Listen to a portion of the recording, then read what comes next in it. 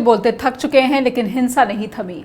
वीरेंद्र सरकार लाचारी साबित करने पर तुली है, लेकिन सीएम इस्तीफा भी नहीं देना चाहते। कहते हैं कि पहले शांति बहाली कर लो। लेकिन अब हरियाणा में और खास करके राष्ट्रीय राजधानी दिल्ली से सटे गुरुग्राम में भी सांप्रदायिक हिंसा भड़क चुकी है। इसी बीच नूह की हिंसा के विरोध में बजरंग दल और विश्व हिंदू परिषद ने दिल्ली एनसीआर के 23 इलाकों में रैलियां करने का ऐलान किया। कई इलाकों में बुधवार सुबह से प्रदर्शन की तस्वीरें भी सामने आई, लेकिन इन्हें रोका नहीं गया। ये नहीं कहा गया कि आप माहौल के तनाव को और भड़का रहे हैं। मामला सुप्रीम कोर्ट भी पहुंचा। वहां से अदालत ने सरकार को आदेश दिया कि वो ये सुनिश्चित करे कि किसी भी समुदाय के खिलाफ हेट स्पीच या हिंसा ना होने पाए। आप देख रहे हैं जस हिंदी टीवी। सभी दर्शकों का स्ट्रेट टॉक में बहुत बहुत स्वागत करते हैं। मेरा नाम है नेहा शुक्ला। आज हमारा सीधा संवाद भारत के भीतर बढ़ती नफरत, हिंसा और आतंकवाद के ऊपर। हरियाणा की हिंसा पर सत्ता में शामिल और प्रदेश के डिप्टी सीएम तक ने कहा है कि पुलिस को ब्रजमंडल यात्रा के बारे में पूरी जानकारी नहीं दी गई थी। केंद्रीय राज्य मंत्री राव इंद्रजीत सिंह कहते हैं कि तीर्थयात्रियों के हाथ में असलहे किसने सौंपे। जरा सुनते हैं इन दोनों नेताओं को।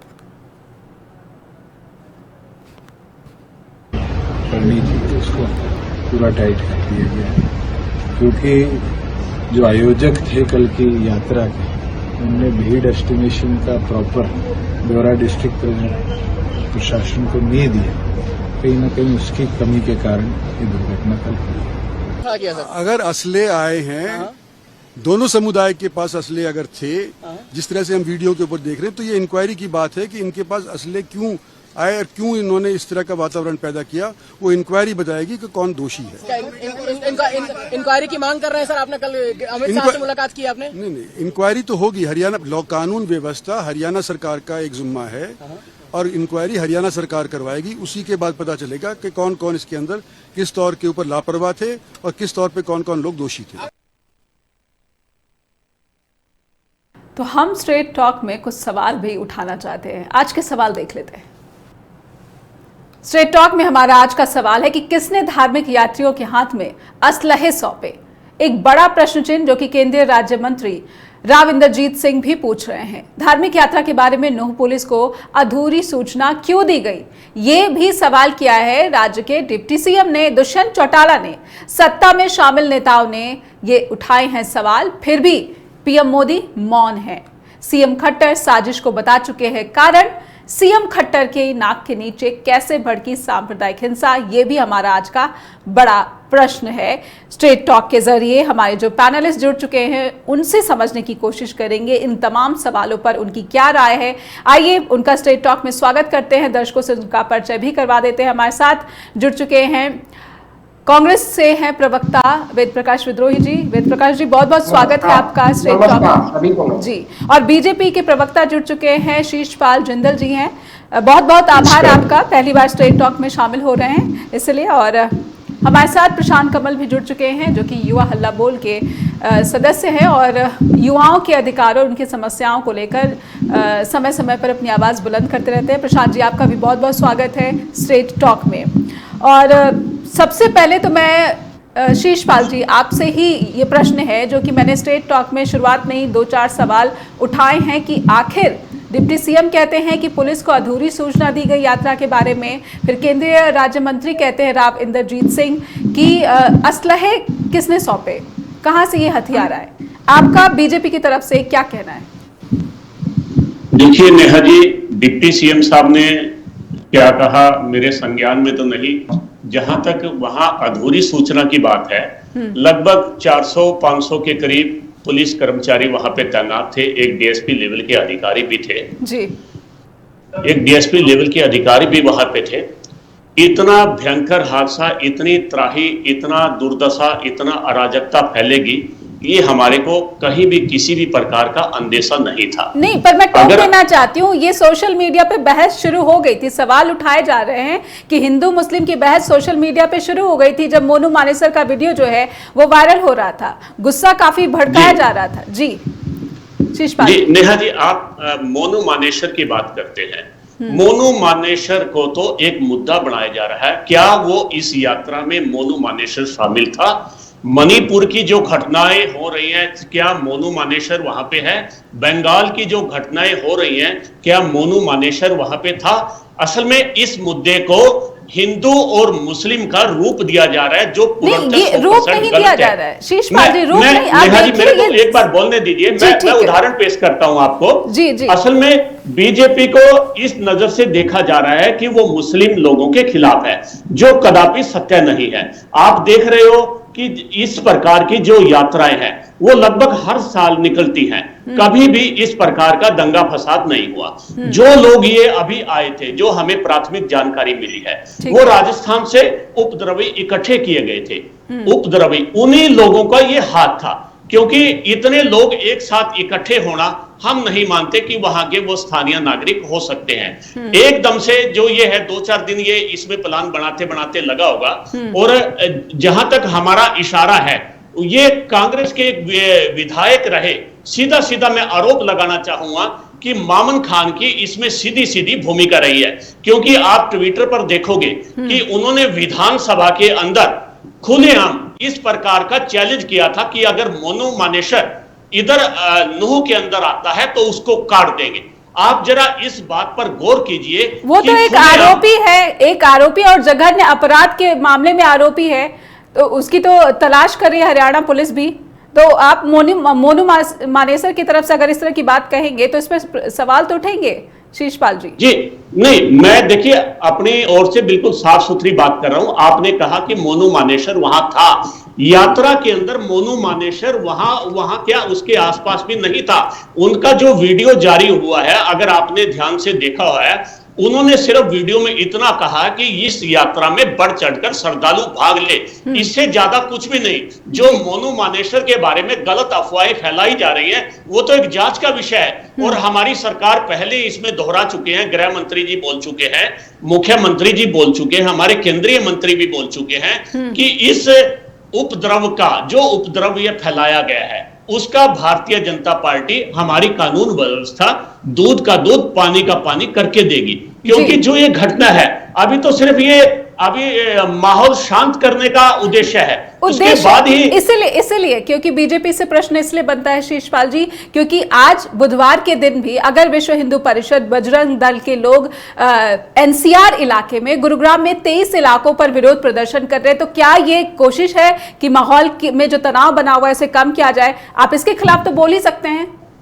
नेहा जी देखिए, ऐसी बात है, मैं बताता हूं आपको। जो बजरंग दल की आप बात कर रहे हैं प्रदर्शन की, ये मैं थोड़ा पार्टी से हटकर बात कर रहा हूं आपसे कि जो ये माहौल पैदा हुआ है उसमें थोड़ा सा हिंदुओं के ऊपर जो आपत्ति आई है, थोड़ा नहीं बहुत ज्यादा आपत्ति आई है, जो हमले हुए हैं, उससे स्वाभाविक है कि देश भर के हिंदुओं की भावनाओं को ठेस लगी है।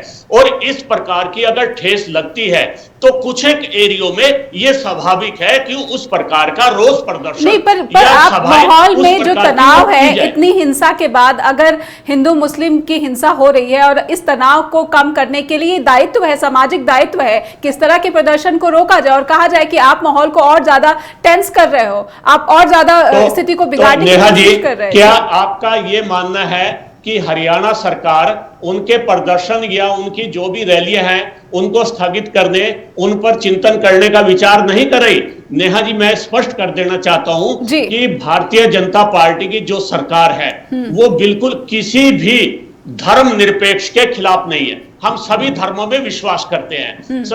जो बजरंग दल के लोग हैं उनको भी अपना मत रखने का अधिकार है। ऐसा नहीं है कि बजरंग दल के लोगों को भारतीय जनता पार्टी या सरकार ने या प्रशासन ने छूट दी है कि वो किसी धर्म के खिलाफ प्रचार करें। मुस्लिम लोगों से हमारा विरोध नहीं है कि ऐसा होता है कि कुछ एक लोग मुस्लिम समुदाय का नाम लेकर इस प्रकार के दंगे भड़काने का काम करते हैं।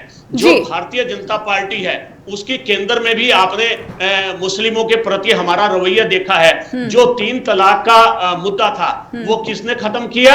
वो हमारी भारतीय जनता पार्टी के केंद्र सरकार ने खत्म किया। और पिछले दिनों एक मिनट बोलना चाहूंगा नेहा जी, और पिछले दिनों जो हज यात्रा हुई, आपको ये जानकर ताज्जुब होगा कि हज यात्रा के दौरान हजारों महिलाएं, मुस्लिम महिलाएं, ऐसी महिलाएं गई जिसको किसी का सहारा लेने की जरूरत नहीं पड़ी।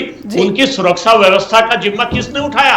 वो केंद्र सरकार ने उठाया। हम मुस्लिमों के खिलाफ नहीं है। एक ब्रेक ले लेते हैं जी, एक ब्रेक ले लेते हैं शीशपाल जी, और ब्रेक से जब लौटेंगे तो हमारे साथ वेद प्रकाश विद्रोही जी भी बने हुए हैं, क्योंकि स्थानीय विधायक और कांग्रेस के विधायक की बात कर रहे थे। शीशपाल जिंदल जी हमारे साथ कांग्रेस के प्रवक्ता बने हुए हैं, उनसे समझेंगे, और साथ ही साथ प्रशांत कमल जी बने हुए हैं, उनसे समझेंगे कि युवाओं की ये जो भीड़ है जो कि हिंसा करने पर आमदा है, उतारू हो जाती है बात बात पर, आखिर इस युवा के बारे में युवा हल्ला बोल के प्रशांत कमल क्या राय रखते हैं। तो भारत के भीतर ये आतंक क्यों बढ़ रहा है, क्यों हिंसा लगातार अब मणिपुर के बाद हरियाणा में भी देखी जा रही है, बल्कि देश की राष्ट्रीय राजधानी नई दिल्ली से सटे गुरुग्राम में भी पहुंच चुकी है। 6 लोगों की मौत हो गई है और 2 होमगार्ड इसमें शामिल है। हमारे साथ वेद प्रकाश विद्रोही कांग्रेस के प्रवक्ता बने हुए हैं। वेद प्रकाश विद्रोही जी, आपने शीशपाल जी को सुना और उनका सीधा सीधा आरोप तो स्थानीय विधायक के ऊपर है, आप क्या कहेंगे? हालांकि इसे हिंदू मुस्लिम का दंगा मानने से भी इनकार करे, लेकिन साथ ही शीशपाल जी ने यह कहा है कि गुस्सा है बजरंग दल के लोगों में और विश्व हिंदू परिषद के लोगों में, इसलिए प्रदर्शन करे, ये उनका अधिकार है। वेद प्रकाश जी। नेहा जी, आपको, भाई प्रशांत कमल जी को, भाई शीशपाल जिंदल जी को और यूएस चैनल जस हिंदी टीवी के दर्शकों को मेरा नमस्कार जी। भाई शीशपाल जी ने प्रारंभ में कहा कि राजनीति नहीं होनी चाहिए, पर उन्होंने अपनी बात राजनीति से ही शुरू। मैं राजनीति की बजाय पहली बात शांति से शुरू करूंगा। देखिए, ये कटु सत्य है, चाहे मणिपुर हो, चाहे और कोई राज्य हो, चाहे कहीं भी जो हिंसा हो रही है, वो देश में जिस तरह की जहर की खेती बोई जा रही है, सांप्रदायिक उन्माद और नफरत और बंटवारे की जो राजनीति की जा रही है, उसके चलते समाज का भाईचारा टूट रहा है, समाज में वैमनस्य फैल रहा है। मैं मेवात के लोगों से, दक्षिणी हरियाणा के लोगों से, अहिरवाल के लोगों से और पूरे हरियाणा के लोगों के साथ साथ दिल्ली एनसीआर और हरियाणा दिल्ली से लगते क्षेत्रों से अपील करूंगा कि भाइयों, संघी सांप्रदायिक जहर की खेती से बचो, अपनी भाईचारा कायम रखो और किसी भी हालत के अंदर सामाजिक सद्भाव को ना बिगाड़ने दो और आपसी एकता कायम रखो, तभी हमारा समाज एकजुट रहेगा, हमारा देश भी आगे बढ़ेगा। भाई शीशपाल जी ने आधी अधूरी बात बताई। जिस कांग्रेस विधायक मामन इंजीनियर की बात कर रहे हैं, वो फरवरी के अंदर जो बजट सेशन था उसके अंदर उनका वीडियो है, और वो वीडियो किस संदर्भ का है? जनवरी के अंदर जो मोनू मानेसर और उसके साथी 2 युवकों को जो भिवानी की बनी में जलाने के लिए नृशंस हत्या की थी, उसको जो हरियाणा सरकार बचा रही थी, बार बार राजस्थान पुलिस आ रही थी, पर हरियाणा पुलिस उनका सहयोग नहीं कर रही थी, उसकी गिरफ्तारी नहीं दे रहे थे, और मोनू मानेसर के उस समय बार बार चैलेंज के वीडियो आ रहे थे। उस बात को लेकर मामन इंजीनियर ने कहा था कि हम कमजोर नहीं है, हम तुम आओगे तो तुम्हें देख लेंगे। और साथ में उन्होंने फिर हरियाणा सरकार से पूछा था सदन के अंदर कि भाई ये बताइए, ये असले इसके पास कहां से आए, कौन दे रहा है इसको हथियार, इसको गिरफ्तार क्यों नहीं किया जा रहा? वो बात केवल उस संदर्भ की थी और वो 5 महीने पुरानी बात है। अब ये कह रहे हैं कि भाई मामन इंजीनियर ने दंगे भड़काए और राजस्थान से लोग आए। आपको अगर चाहे तो इसी चैनल के अंदर इसी समय मैं आज तक का जो स्टिंग ऑपरेशन है वो दिखा सकता हूं, जो पुलिस का किया गया है, और जो जिला पुलिस इंस्पेक्टर सीआईडी है उसने खुद स्वीकारा है कि दंगे होंगे, और इसकी रिपोर्ट हम 7 से 10 दिन पहले दे चुके थे।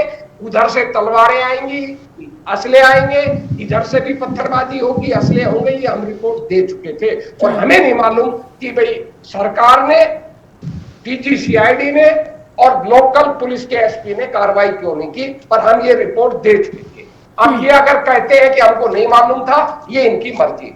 अगर आप पूरा डिप्टी सीएम का वक्तव्य सुनाते तो डिप्टी सीएम बड़े साफ शब्दों में कह रहे हैं कि भैया जो बजरंग दल के लोग थे उन्होंने प्रशासन को और पुलिस को अंधेरे में रखा, पूरी सूचना नहीं दी। वो कह रहे थे 400-500 आदमी आएंगे, आदमी गए थे 2000, और मेरे भाई साहब कह रहे हैं 400-500 पुलिस वाले थे। जी नहीं, केवल 100 पुलिस वाले थे।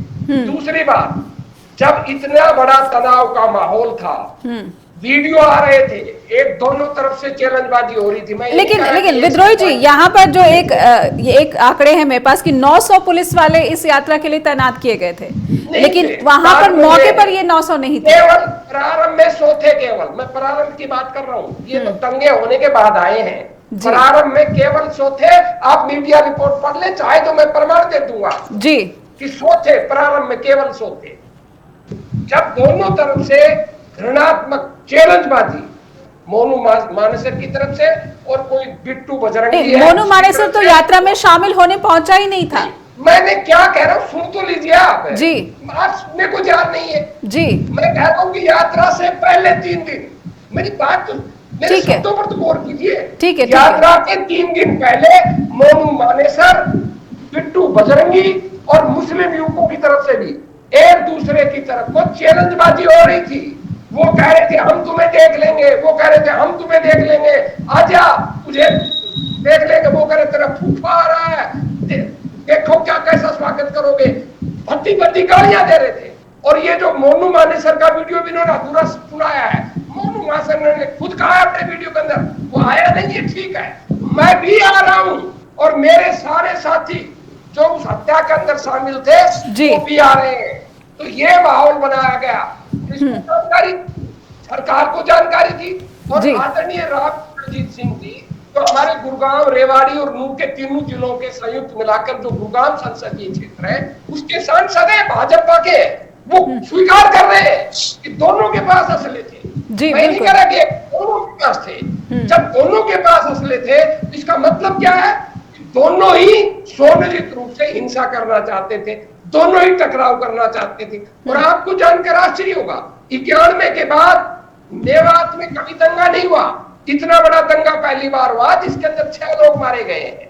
और मैं मानता हूं कि भाई मेवात के अंदर राहुल अल्पसंख्यक वर्ग है इसलिए मार हिंदुओं पर पड़ी होगी, मैं इसमें स्वीकार नहीं कर रहा। जी जी दंगा होने के बाद क्या हुआ पता चल गया था, बादशाहपुर के अंदर, सोना के अंदर, गुड़गांव में, पलवल में, फरीदाबाद के अंदर पुलिस की मौजूदगी के अंदर अल्पसंख्यकों के घरों को जलाया गया, उनके दुकानें लूटी गई, एक जगह एक मस्जिद के अंदर एक मौलवी की हत्या हुई, ये तो पुलिस की मौजूदगी में हुआ है। ये क्यों हुआ? और कोई बहुत ज्यादा भीड़ नहीं थी, 50 से 100 लोग जी, क्या 50 से 100 लोगों को पुलिस काबू नहीं कर सकती थी? और अब भी आग में घी डालने का काम कौन कर रहा है? विश्व हिंदू परिषद के लोग, बजरंग दल के लोग। ये कह रहे भावना आहत हुई, मैं बिल्कुल मानता हूं कि इनकी भावना आहत हुई होगी, पर जब क्या मेवात से संबंधित 2 लड़कों को जिंदा जलाया, क्या उनकी भावना आहत नहीं होगी? क्या सरकार को नहीं मालूम था कि भाई भावनाएं आहत है, टकराव हो सकते हैं, इसलिए मजबूत प्रबंध किए जाए, ऐसी पुख्ता व्यवस्था किया जाए कि कोई किसी तरह का मामला टकराव ना हो। मेरा तो स्पष्ट कहना है कि सरकार ने इसकी उपेक्षा रखी। और दूसरी बात मैं भाई जिंदल से लास्ट बात कह के एक बात पूछना चाहता हूँ, जिंदल साहब से भी, आज से भी और प्रशांत कमल जी से भी। देखिए मेवात के अंदर 3 विधायक कांग्रेस के हैं, मेवात के बाहर अल्पसंख्यक है नहीं जो उनका हरियाणा की राजनीति पे कोई प्रभाव पड़ता हो, और मेवात में भाजपा है नहीं, वहां हम पहले जीत रहे हैं। क्या हम मेवात में दंगा अपने विधायक से कहकर अपने पैरों पर कुल्हाड़ी मरवाएंगे? इस दंगे का राजनीतिक लाभ किसको होगा? हरियाणा के अंदर ध्रुवीकरण राजनीति का, जातिगत राजनीति का फायदा किसको हो रहा है? भाजपा को हो रहा है। याद करना 2016 में भी इन्होंने दंगे करवाए थे, पुलिस और सेना की मौजूदगी में, जांच और गैर जांच में 40 लोग। एक बड़ा आरोप लगा रहे हैं आप जी। और उसके बाद 2019 में जो जाति ध्रुवीकरण, एक बड़ा आरोप कांग्रेस की तरफ से वेद प्रकाश विद्रोही जी ने लगाया है। शीशपाल जी आपसे जवाब लूंगी, लेकिन एक जी शान हरियाणा में है, इसलिए हमारा करवाने का प्रश्न ही पैदा नहीं होता। हम आज भी कहते हैं जांच होनी चाहिए, निष्पक्ष जांच होनी चाहिए। और जी जांच का विषय है, लेकिन इस बीच जब सुप्रीम कोर्ट कहता है कि आप ऐसे हेट स्पीच को रोके, लेकिन इस पर कार्रवाई होती नजर नहीं आती। विद्रोही एक छोटे से ब्रेक के लिए रुकना पड़ेगा जी। और अगर मुख्यमंत्री दोषी है, ये जांच सुप्रीम कोर्ट की निगरानी में होनी चाहिए। अगर मुख्यमंत्री दोषी है कि मुख्यमंत्री ने जानबूझकर ढील देकर वोटों की राजनीति के लिए ये सांप्रदायिक दंगा, चलिए आपके इस गंभीर आरोप पर मैं शीशपाल जी से समझूंगी, लेकिन एक छोटे से ब्रेक के लिए रुकते हैं। प्रशांत कमल जी भी हमारे साथ बने हुए हैं। आखिर भारत के युवाओं का क्या हो गया है कि वो हिंसा पर उतारू हो जाते हैं और लोगों की जान चली जाती है? हेट स्पीच का जो दौर है वो भारत में बढ़ता दिख रहा है और कहीं ना कहीं इसके केंद्र में राजनीति भी नजर आती है। प्रशांत कमल हमारे साथ बने हुए हैं। हम समझने की कोशिश कर रहे हैं कि भारत में क्यों ये जो हिंसा है ये लगभग हर प्रदेश में देखी जा रही है, और अब तो गुरुग्राम जैसी जगह पर भी हिंसा हुई है। अल्पसंख्यकों के भी जो कुछ दुकानें हैं जलाई गई हैं, और जो दूसरा समुदाय है हिंदू वर्ग उसके भी जो है नुकसान और कुछ लोगों की मौत हो गई। इससे कहा जा रहा है कि गुस्सा काफ़ी भड़का हुआ है, और बीजेपी कहीं ना कहीं इसे समर्थन करती हुई या फिर इसे कहती है कि जायज़ ठहराती हुई नजर आती है कि प्रदर्शन का उन्हें अधिकार है, क्योंकि बुधवार को जगह जगह प्रदर्शन हो रहे हैं। ये भी जो नफरत को है वो फैलाने का, भड़काने का काम कर रहे हैं। हमारे साथ प्रशांत कमल बने हुए। प्रशांत जी, मैं आपसे ये समझना चाहती हूँ, युवा हल्ला बोल, युवाओं के सामने तो बेरोजगारी और बाकी जो अन्य समस्याएं हैं शिक्षा से संबंधित वो सब मौजूद है, लेकिन जब हम देखते हैं कि युवा ऐसे हिंसा में शामिल होते हैं, उनके हाथ में असलहे होते हैं, तो एक सवाल होता है कि आखिर इन्हें असलहे कौन दे रहा है, और ये युवा हिंसा कैसे भड़काते हैं, उन्हें कौन जो है कंट्रोल कर रहा है, नियंत्रण कौन कर रहा है? आप जब इस भीड़ को देखते हैं तो क्या समझते हैं, क्या आकलन है आपका? देखिए नेहा जी, एक तो जो अभी शुरुआत से हम लोग बातचीत कर रहे हैं उसके केंद्र में जो है मोनू, बंटी, चिंटू, इस पे हम लोग बात कर रहे हैं। जबकि ये लोग जो मोनू, बंटी और चिंटू जैसे जो लोग हैं वो तो एक उसके कठपुतली है। दरअसल ये जो माहौल बनता है कोई एक दिन में नहीं बनता है। समाज में एक युवा वर्ग क्या करेगा ये तय होता है कि उस समाज का नेता क्या कर रहा है, क्या बोल रहा है, और ऐसा कौन सा काम है जो समाज में जिसके लिए इंसेंटिव है, जो करने पे उसका प्रमोशन होगा, जो करने पे उसे लोग बेहतर समझेंगे। आज जब देश के सबसे बड़े नेता, जो संसार के सबसे बड़े पार्टी के नेता खुद को कहते हैं, वो कहते हैं कि कपड़ों से पहचानो, एक मंत्री कहते हैं कि गोली मारो सालों को, और एक सांसद कहते हैं कि लोगों को घरों में हथियार रखना चाहिए, और रोज मीडिया के जो बंधु हैं हमारे वो बैठ के हिंदू और मुसलमान को आपस में लड़ाने की कोशिश करते हैं। रोज ऐसा लगता है कि दुनिया में न तो सबको रोजगार मिल गया है, कोई इकोनॉमिक इश्यूज नहीं है, ऐसा लग रहा है कि दुनिया में अब कोई काम नहीं बचा है, सिर्फ एक ही मसला बचा है, हिंदू और मुसलमान। तो जब पूरा इकोसिस्टम इसके लिए तैयार होगा, नेता ऐसे बयान देंगे, मीडिया ऐसा दिन रात जहर घोलेगा, तो जो युवा है जिस माहौल में रहेगा वैसा ही तो बनेगा। जब एक व्यक्ति, एक जिसका कोई जनाधार नहीं होता है, वो जो है जहर उगलने लग जाता है और वो प्रवक्ता बन जाता है किसी पार्टी में, वो सांसद बन जाता है, और जो सांसद होता है वो मंत्री बन जाता है। तो बताइए कि कौन अपना प्रमोशन नहीं चाहेगा, कौन क्यों नहीं ज्यादा से ज्यादा जहर उगलने का होड़ चलेगा। और आज जो हम लोग बैठ करके जिसका नाम ले रहे हैं वो सब तो एक कठपुतली है। वो तो बेचारे, उनके पास अगर रोजगार होता, बताइए कितने लोग ऐसे हैं जो ऑफिस से आकर के सड़क पे हो हल्ला मचाते हैं। सड़क पे हो हल्ला वही मचाएगा जिसके पास काम नहीं होगा, और काम देना जो है सरकार की जिम्मेदारी है। ये जो सरकार है ये युवाओं को नशा, नफरत और नकारेपन के अंधकार में डाल रहा है। इनका जो पूरा सिस्टम लगा हुआ है उसके केंद्र में कहीं भविष्य नहीं है भारत का, कहीं युवाओं का उज्जवल भविष्य के बारे में चिंता नहीं है, शिक्षा के बारे में चिंता नहीं है, इकोनॉमी के बारे में चिंता नहीं है। उनकी चिंता ये है कि कहां पे कौन सी लड़ाई की जाए, कौन सी बात ऐसी बोल दी जाए, कहां पे मंदिर मस्जिद एक साथ है, कौन सा जो है त्योहार आ जाए जिसमें कुछ फसाद खड़ा कर दे। ये पूरा दिन भर यही चलता रहता है। प्रशांत जी, एक और चीज जो दिखता है इन सब, ये जो हिंसा हम देखते हैं इसका एक पैटर्न दिखता है कि पहले सोशल मीडिया पर जो नफरत है वो काफी भड़काई जाती है, काफी उकसाया जाता है, फिर इस तरह से जो हिंसा हमारे सामने आ जाती है। इस मसले में भी नूह में जो हिंसा हुई और अब हरियाणा के कई जिलों तक फैली है, इसका भी यही पैटर्न दिखता है। आपको लगता है कि सोशल मीडिया पर ये जो नफरतें भड़काई जाती है इस पर प्रशासन की कोई नजर नहीं रहती, जबकि यही एक रूट कॉज भी नजर आती है? जी देखिए, बिल्कुल स्पष्ट है एक बात जो मैं कई बार हमारे जो राष्ट्रीय अध्यक्ष अनुपम जी हैं, कई जगह पे वो ये बात कह चुके हैं कि इस देश में दंगा और पेपर लीक बिना सरकार के शामिल हुए, सरकार की इच्छा से हो ही नहीं सकता। अगर सरकार नहीं चाहेगी तो दंगे नहीं होंगे। मैं एकदम लाउड एंड क्लियर, एकदम स्पष्ट बात कह रहा हूं कि दंगे अगर कहीं हो रहे हैं, किस भी राज्य में हो रहे हैं, चाहे वो किसी की सरकार हो, वहां पर वो सरकार उसमें शामिल होगी, दंगा तभी होगा। मैं एक बात अभी हमारे जो साथी पैनलिस्ट हैं, बीजेपी के प्रवक्ता एक बात कह रहे थे, बहुत अच्छी बात उन्होंने कही कि भाई सबको अपनी बात रखने का अधिकार है।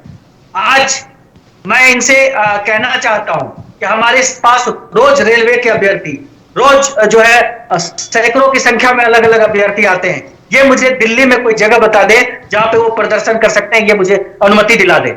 आज हमने एक संयुक्त युवा मोर्चा बनाया 113 संगठनों को मिला करके, जो कि अलग अलग जगह पे रोजगार को लेकर के काम कर रहे हैं। और जिस दिन हमने इसकी घोषणा की, उस दिन से लगातार पुलिस के कॉल्स आने लगे कि आप 113 संगठन के नाम दो, कौन कौन उसके नेता हैं उनके नाम दो, उनका पता दो, उनका नंबर दो।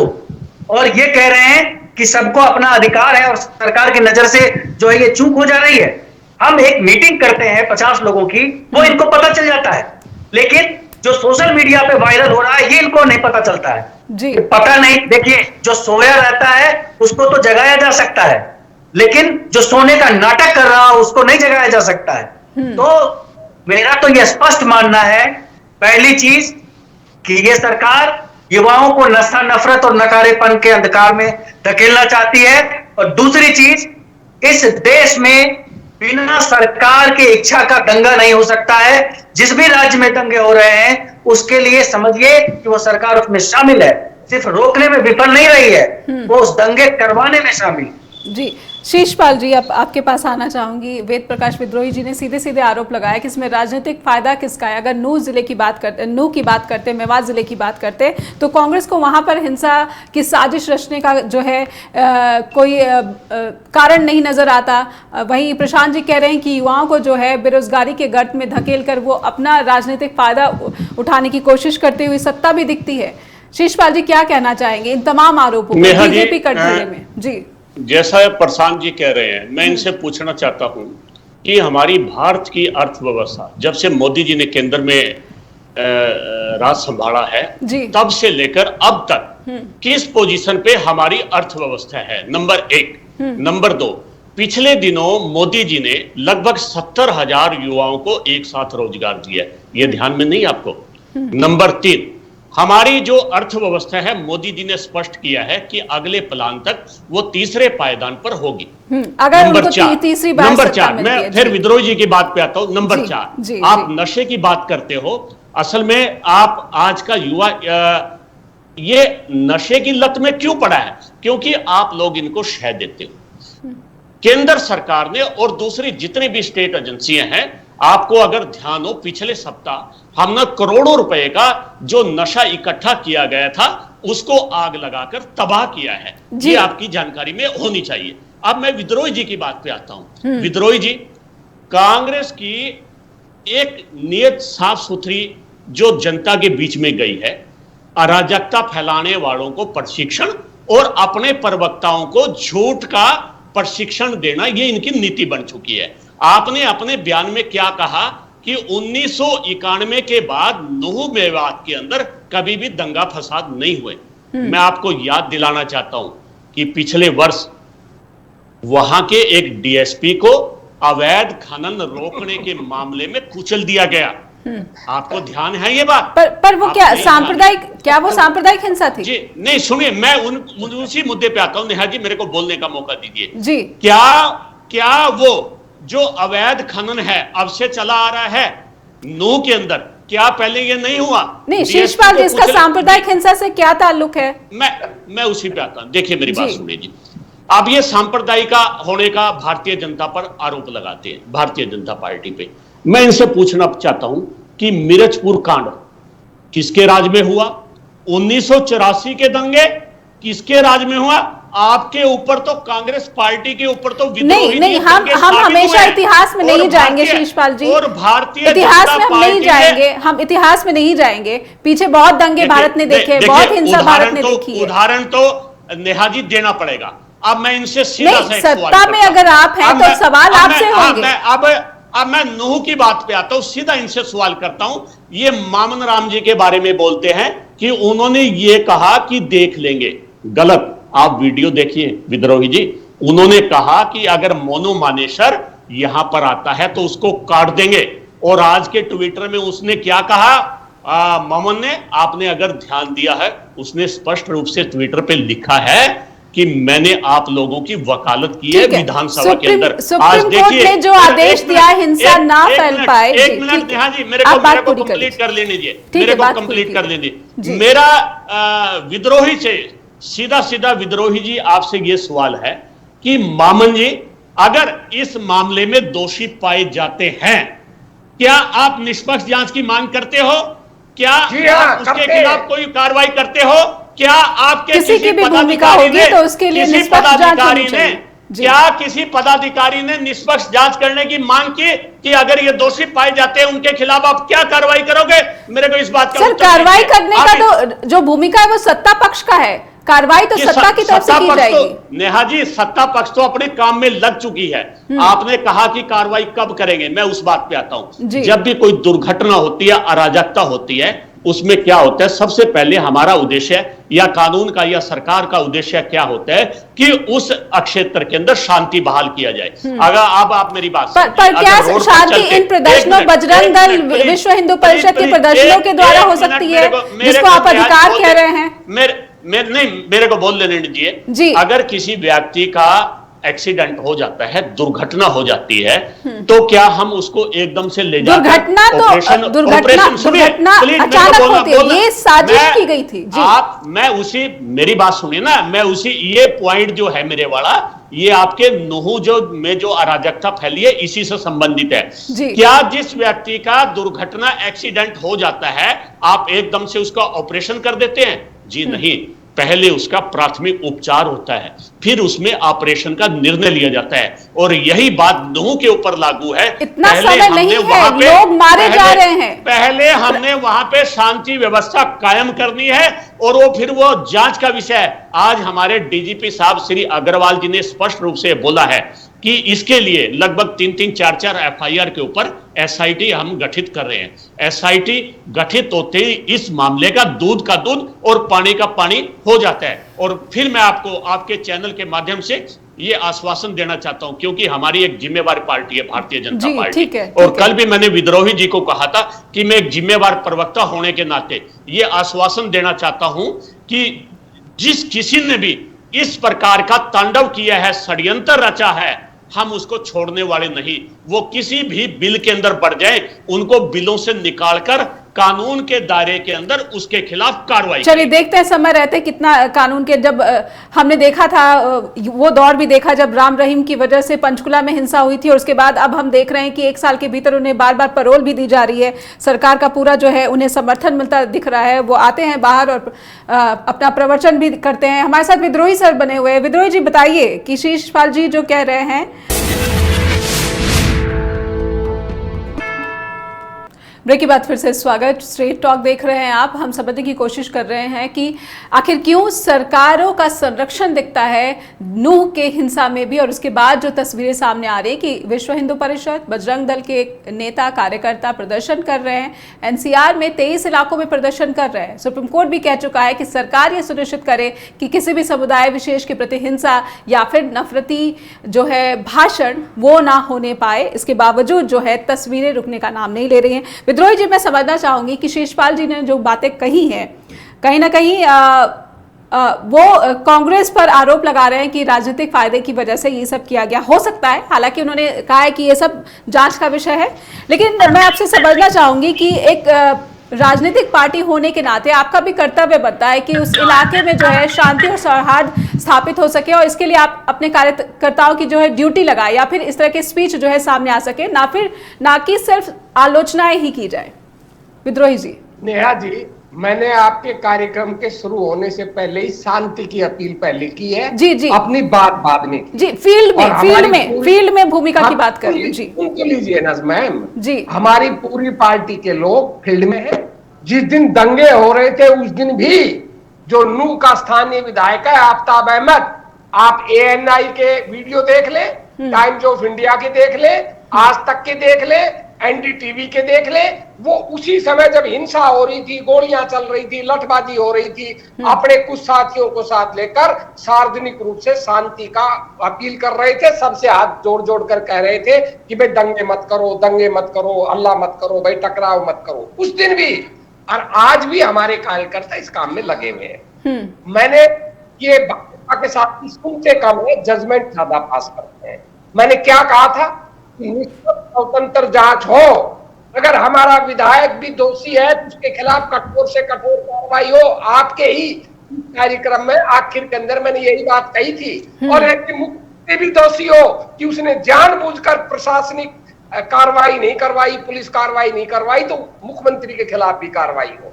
और जहां तक वीडियो का सवाल है, देखिए ये कोई छुपा हुआ वीडियो नहीं है, विधानसभा के अंदर दिया गया है। विधानसभा में दिए गए भाषण का कोई भी बाहर तो कोई कार्रवाई हो नहीं सकती, आप भी जानते हैं, मैं भी जानता हूं। विधानसभा का मास्टर कौन है? स्पीकर। स्पीकर किसका है? भाजपा का। अगर हमारे विधायक ने कुछ गलत कहा है तो फरवरी में कहा था, 5 महीने तक स्पीकर साहब को किसने रोका था उसके खिलाफ कार्रवाई करने के लिए? हम तो आज भी कह रहे हैं अगर उन्होंने गलत कहा तो करे कार्रवाई, और आगे भी अगर हमारा कोई पार्टी का कार्यकर्ता दोषी पाता है करे कार्रवाई। और इस बात का है जवाब इनके पास कि 6 महीने से राजस्थान पुलिस को सहयोग क्यों नहीं दे रही मोनू मानेसर को गिरफ्तारी का? उसके खिलाफ तो बाकायदा FIR दर्ज है हत्या की। कौन बचा रहा? हरियाणा सरकार ही बचा रही है, क्यों नहीं गिरफ्तार करवाने दे रहे उसको? दूसरी बात, ये कह रहे हैं कि भाई हम दोषी हैं। मैंने आपको राजनीतिक रूप से कहा कि हम कहां दोषी हो सकते हैं, हम अपना नुकसान क्यों करेंगे? और जो प्रशांत जी ने बात कही हेड स्पीच के मामले में, भाजपा नेताओं की हेड स्पीच, विश्व हिंदू परिषद के हेड स्पीच, सुप्रीम कोर्ट के आदेश के बाद भी ये कार्रवाई नहीं कर रहे। चाहे वो दिल्ली की हेड स्पीच है, चाहे हैदराबाद, चाहे वो उत्तराखंड की हेड स्पीच है, चाहे उत्तर प्रदेश की हेड स्पीच है, क्या ये कार्रवाई करते हैं? जी। जो इनके सांसद ने नारे लगवाए थे गोली मारो सारों को, उसका भी केस चल रहा है हाई कोर्ट का। क्या इन्होंने आज तक उसके खिलाफ कार्रवाई की? ये करते नहीं है, दंगे ये खुद फैलाते हैं। क्या प्रधानमंत्री जी ने मणिपुर हिंसा की आज तक आलोचना की? नहीं की। 8.5 मिनट में 30 सेकंड जो बोले थे वो विराल वीडियो जो महिला का हुआ था उस पर हुआ था, मणिपुर का मैं नहीं निकला आज तक। प्रधानमंत्री ने कोई अपील नहीं की जी। तो सारा दंगा फसाद करवाने वाले हमसे पूछ रहे हैं कि मैं दंगे करवाओ। और आपको याद दिलाऊं, दिसंबर के अंदर राहुल गांधी ने पार्लियामेंट के अंदर कहा था कि भाजपा वालों जहर की खेती बंद करना बंद करो, पूरा ये देश की जनता देख रही है, जहर की खेती कौन फैला रहा है, देश की जनता देख रही है ऑन रिकॉर्ड जी। और हमने तो पूरा भारत जोड़ो यात्रा इसी बात को लेकर निकाली थी जी, पूरे देश में भाईचारा हो, अमन हो, शांति हो। हम तो आज भी सरकार से कह रहे हैं आप कोई कदम उठाए। समय बहुत कम शेष रह गया है इसलिए विद्रोही जी। लास्ट बात इनसे पूछना चाहता हूँ, इन्होंने हम पर तो आरोप लगा दिया। विद्रोही जी समय बहुत सीमित रह गया है, जो हिंसा हुई बहुत कम समय बच गया है, इसलिए मैं चाहती हूँ प्रशांत जी से समझ लेते हैं जिम्मेदारी किसकी है जी। वो भी हमारी जिम्मेदारी है, विपक्ष की भी जिम्मेदारी और सत्ता पक्ष की बड़ी जिम्मेदारी है, इसमें कोई दो राय नहीं है। प्रशांत जी मैं आपसे समझना चाहती हूँ कि एक ऐसे व्यक्ति की, एक ऐसे युवा की मौत हो गई नूह की हिंसा में, जो कि आया था विशेष तौर पर ब्रजमंडल यात्रा में शामिल होने के लिए। उनके पिता करगिल युद्ध के जो है वो उसमें शामिल रह चुके हैं, जवान हैं। उन्होंने दुख जताया कि उनकी बेटी की मौत हो गई। ऐसे युवा को मैं समझना चाहती हूँ कि जिसने 1 साल पहले 2 साल पहले बजरंग दल की जो है सदस्यता ग्रहण कर दी। आखिर क्या यहाँ पर आकर्षण किस तरह का होता है? इस तरह के जो है संस्थाएं होती हैं या फिर संगठन होते हैं, क्या आकर्षण होता है युवाओं का? जी देखिए, एक तो जो शुरुआती हमारी बातचीत हुई उसमें से एक कन्वीनियंट चीज लेकर के इन्होंने जवाब दे दिया और इन्होंने ये कह दिया कि जो 70,000, मैं उसका एक जवाब एक 30 सेकंड में दे देता हूँ कि 70,000 जो है उन्होंने नियुक्तियां बांटी प्रधानमंत्री ने। सबसे पहले तो ये जो 70,000 नियुक्तियां बांटी हैं, ये वो नियुक्तियां हैं जिसको पहले डाकिया बांटा करते थे। ये सैंक्शन्ड पोस्ट है और सैंक्शन्ड पोस्ट पे भर्तियां हुई हैं जो कि दुनिया के सभी सरकारों में होती है। अफसोस की बात है केंद्र सरकार में सिर्फ 10 लाख बने हुए हैं जी, सिर्फ 10 लाख केंद्र सरकार में पोस्ट खाली हैं, उसके बारे में इन्होंने कुछ नहीं कहा। और मैंने जो मुख्य बात कही कि प्रधानमंत्री से लेकर के सांसद तक नफरत फैलाने की जो अपील कर रही हैं, उसके बारे में इन्होंने कुछ नहीं कहा। इनको कहना चाहिए था कि भाई अगर प्रधानमंत्री हेट स्पीच कौन फैला रहा है, कौन युवाओं को भड़का रहा है, बहुत बहुत धन्यवाद करना चाहूंगी, लेकिन सवाल वहीं पर बना हुआ है। शीशपाल जिंदर जी हमारे साथ बने हुए हैं, दर्शकों की जानकारी के लिए बता दें। और कांग्रेस के जो प्रवक्ता है वेद प्रकाश विद्रोही जी, आपका भी बहुत बहुत आभार, बहुत बहुत धन्यवाद सभी पैनलिस्ट का कि उन्होंने स्ट्रेट टॉक में यहाँ पर आए और इस मुद्दे पर अपनी सार्थक चर्चा हमारे साथ की। और उम्मीद करती हूँ कि दर्शक के सामने जो तमाम तथ्य हमने जो पेश किए हैं वो सटीक जानकारी आप तक पहुंचाने की लगातार हमारी कोशिश रहती है। फीडबैक का अनुरोध करते हैं कि आप info@justbroadcasting.com पर फीडबैक देना ना भूलें। neha@justbroadcasting.com पर भी आपके फीडबैक का मुझे इंतजार रहता है। लेकिन एक बड़ा प्रश्न जरूर है कि भारत के भीतर ही अब आतंक इतना फैल रहा है, नफरत इतनी फैल रही है, कसूरवार कौन है? जनता क्यों अब भी मूक दर्शक बने हुए देखती रहती है? इजराइल की सड़कों से जो तस्वीरें आती है वो भारत की जनता को क्यों नहीं झकझोरती है? यहीं पर समाप्त करना चाहूंगी स्ट्रेट टॉक। फिर होगी आपसे मुलाकात। नमस्कार।